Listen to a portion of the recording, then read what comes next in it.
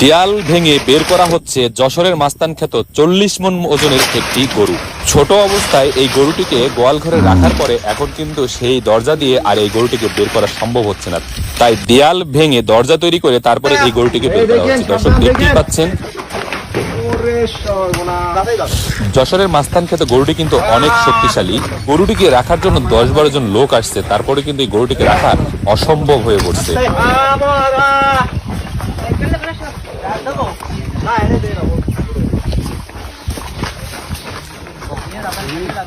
গাছ ভেঙে যাবে না তো? দর্শক, ফার্মে লালন পালন করা গরু কিন্তু এরকম শক্তিশালী হয় না, আর এই গরুটিকে কিন্তু ন্যাচারাল খাবার খাওয়ানোর কারণে এই গরুটি এত শক্তিশালী পাচ্ছেন যে 10-12 জন লোক এই গরুটিকে রাখতে পারছে না। এই গরুটি কিন্তু লাইভ ওয়েটে মাপা হয়েছে, এই গরুটি কিন্তু একদম 40 মণ ওজন।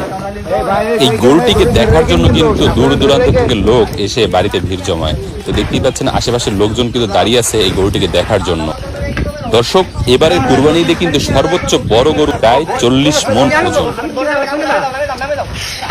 ভাই সাবধানে সাবধানে কিন্তু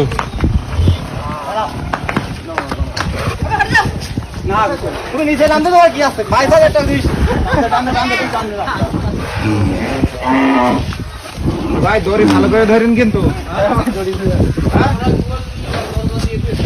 কিন্তু আপনারা 4 জনও কিন্তু ধরে রাখতে পারবেন। খোল ভুসি ভুট্টার গুঁড়ো সব মানে প্রাকৃতিক খাবার আপনি খাওয়ান, মানে কোন প্রকারের ফিড বা ওই যে ওষুধ ইনজেকশন দিচ্ছেন না তো? এখানে তো দাঁড়ান, দেখতেই পাচ্ছেন যে গরুটা কিন্তু এই যে ভাইয়ের থেকেও বড়। ওই যে ওই পাশে কিন্তু একদম বাতাস দিচ্ছে, দেখতে পাচ্ছেন দর্শক, ওই যে এত বড় গরু। আসলে আমার দেখা সবচেয়ে বড় গরু কিন্তু এটা।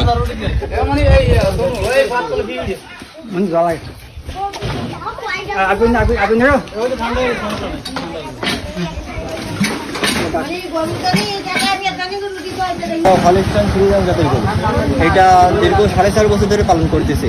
এখন অনেক বড় হয়ে গেছে। এটাকে কোনো আমরা আজে বাজে কোনো খাবার খাওয়াই না, এটাকে প্রাকৃতিক খাবারই খাওয়াইছি।